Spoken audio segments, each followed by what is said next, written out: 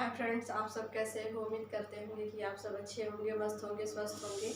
गायत्री माता की कृपा आप लोग पे बनी रहे। आप लोग अपनी अपनी पढ़ाई में जुटे रहिए ताकि हम जैसे जैसे आप लोग को बताते जाएंगे आप लोगों के दिमाग में वैसे वैसे बैठता जाएगा, ताकि आप लोग की ग्रामर एकदम आसान हो जाएगा, पढ़ने में भी, समझने में भी, और या फिर उस चीज़ को ट्रांसलेट के हिसाब से मैं बताऊँ तो भी समझ में आ जाएगा कि हाँ, जैसे किसी कैसे मुझे नाउन निकालना है, कैसे उससे प्रोनाउन निकालना है, एडजेक्टिव, मतलब हर चीज़ को छांटना आप लोग का आसान हो जाएगा।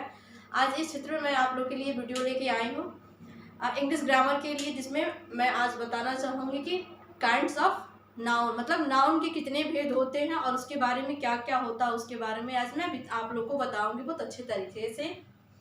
तो कोशिश करते रहिए आप लोग एकदम अच्छे से। और आज मैं आप लोग को बताऊंगी, जैसे मान लीजिए ये जो चैप्टर है आप लोग का पहला हो गया नाउन। पहले मैंने आप लोग को पार्ट्स ऑफ स्पीच के बारे में बताया था ताकि आप लोगों को कोई दिक्कत ना हो। फिर उसी चैप्टर से मैंने लेके अलग से आया है नाउन को, इसलिए कि कुछ लोगों को नाउन समझ में, बार बार लोग कमेंट्स कर रहे थे कि मुझे नाउन समझ में नहीं आ रहा है, मुझे नाउन समझ में नहीं आ रहा है, मैम नाउन पे वीडियो बनाइए, मैम नाउन पे वीडियो।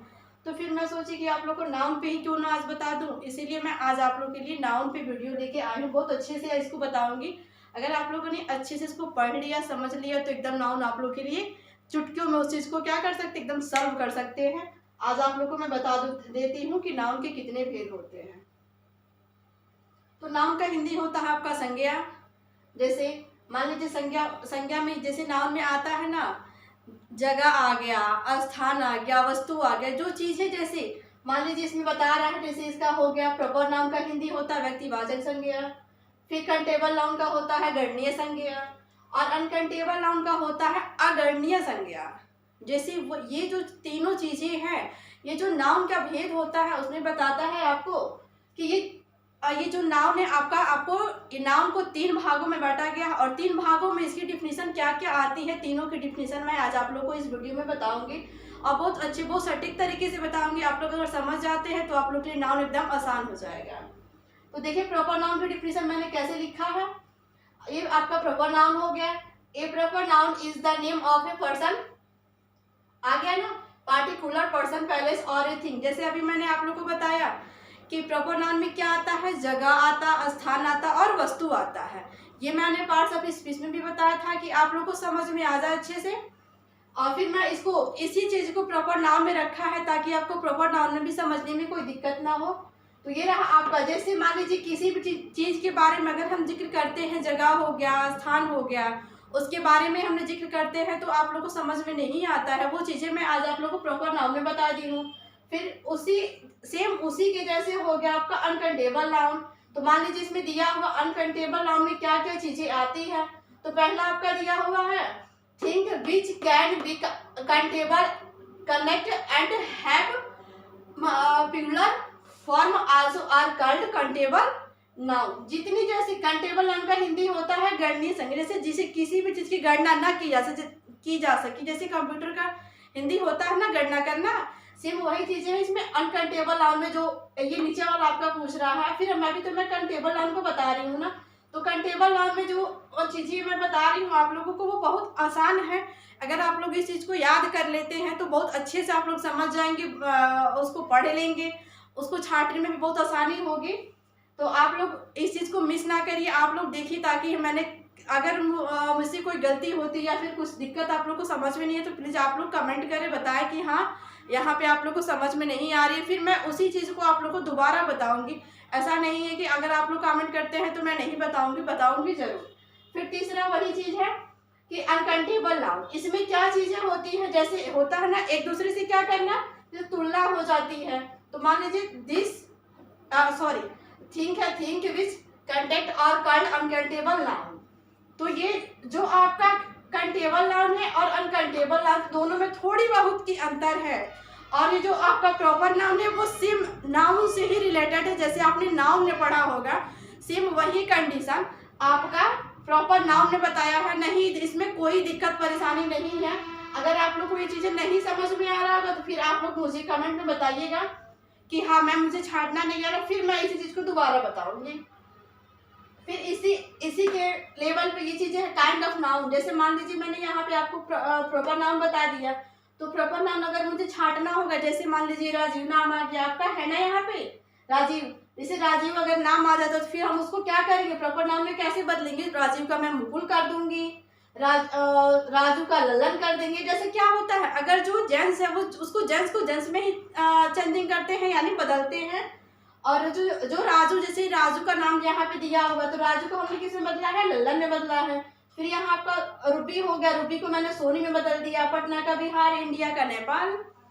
और जैसे मान लीजिए नीचे हम लिखते हैं, अगर मम्मी पापा का नाम लिखना हो तो उसमें होता है ना कि मिस और मिसेज लगाते हैं, मिस्टर लगाते हैं ना कि मिस्टर, जो कुछ भी उनका नाम रहा आपके पापा का या फिर अदरवाइज किसी का भी, तो मिस्टर यहाँ सिन्हा हो गया। तो फिर इसमें क्या हो जाएगा, मिस झा। जैसे मान लीजिए आपकी मम्मी का कुछ अलग नाम है, पापा में मिस्टर लगा दिया, अपनी मम्मी में मिस लगा दिया, तो सेम वैसे ही है, मिस्टर सिन्हा और यहाँ मिस्टर झा।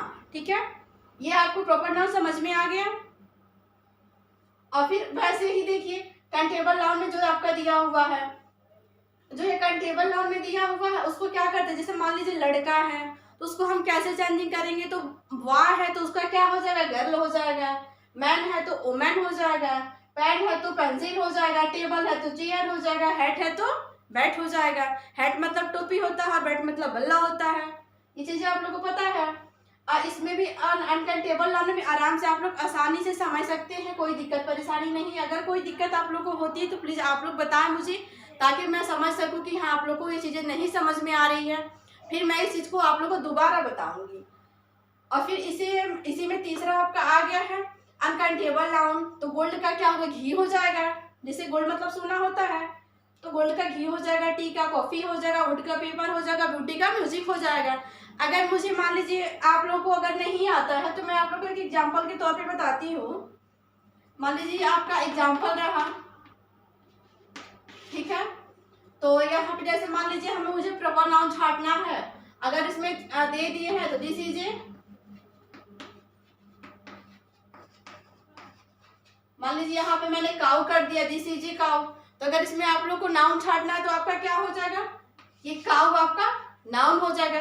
कैसे, क्योंकि इसमें दिया हुआ है this is a cow, this मतलब होता है ये, है ना, तो ये क्या है, गाय है। मैंने आपको इस चीज को एग्जाम्पल के तौर पे समझाया ताकि आपको इस चीज को समझ में आ जाए।